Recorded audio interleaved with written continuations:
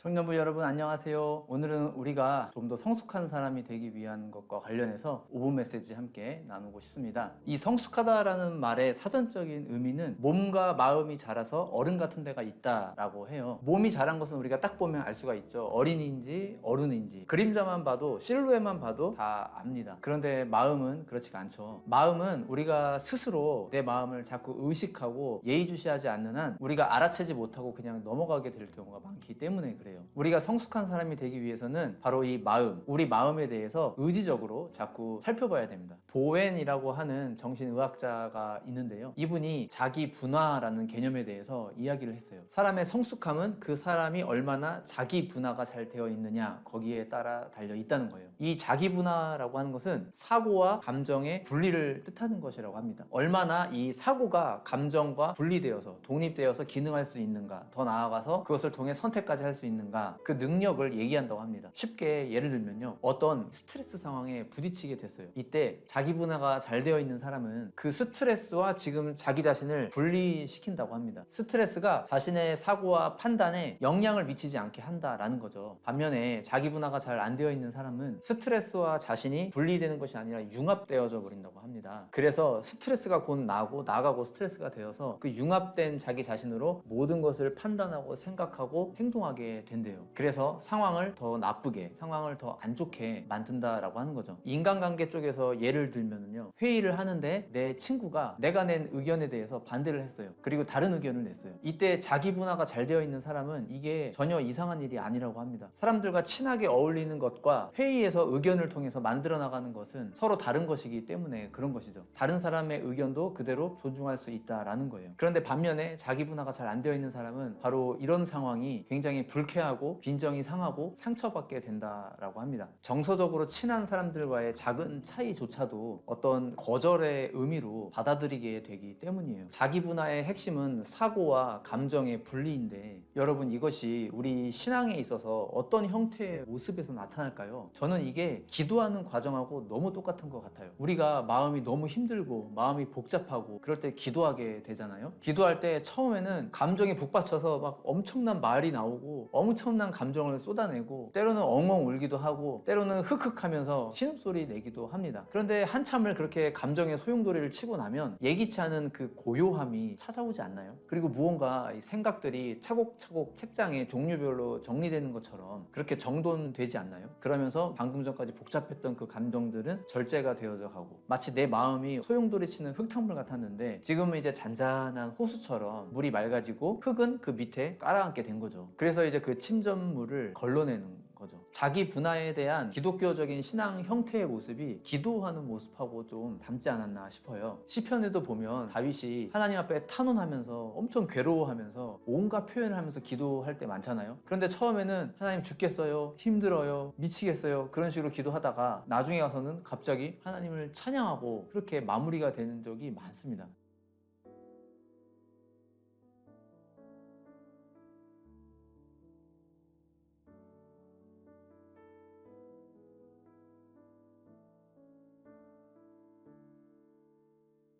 다윗의 그 소용돌이 치는 감정과 생각이 분리가 된 거죠. 우리가 이런 기도의 경험이 많으면 많을수록 여러 가지 어렵고 힘든 상황들에 대해서 좀 더 잘 견디게 되고 힘을 얻어서 정신 차려 나가는 그 시간 간격도 점점 좁혀질 것 같습니다. 감정과 이성의 분리가 잘 되어지는 거죠. 모든 상황들에 대해서 곧이곧대로 다 반응하고 곧이곧대로 다 흔들리지 않는 그런 성숙함을 우리가 얻게 되지 않을까요? 당연히 말처럼 쉬운 과정은 아닙니다. 목회자인 저도 여전히 계속 그것에 대해서 훈련받고 있습니다. 잠언 17장 3절 말씀에 보면요, 도가니는 은을, 풀무는 금을 연단하거니와 여호와는 마음을 연단하시느니라, 이렇게 기록되어 있습니다. 도가니로 은을 추출하는 과정, 풀무불로 금을 추출해내는 과정, 이것은 불순물을 걸러내고 순수한 결정체를 얻어나가는 과정이다라는 공통점이 있죠. 하나님이 우리한테서 그렇게 불순물들을 걸러내 주신다라는 얘기예요. 그럼 우리의 마음이 더 연단되어져서 더 성숙해져 가게 되는 것이죠. 내 마음을 성숙하게 해주시는 그 주체는 하나님이시고, 그 일을 이루기 위해서 우리가 의지해야 할 것은 기도하는 일이다 라고 하는 거예요. 그러니 여러분, 우리가 더욱 성숙한 사람이 되기 위해서 기도하는 일을 우리가 게을리하지 맙시다. 감정이 소용돌이치고 어렵고 힘들 때에도 기도해야 되지만 평소에도 늘 기도하는 습관을 가져야 됩니다. 하나님 앞에 나아가는 시간이 많아지면 많아질수록 우리의 마음도 더 성숙해지리라 믿습니다. 청년을 위한 5분 메시지 여기서 마치도록 하겠습니다.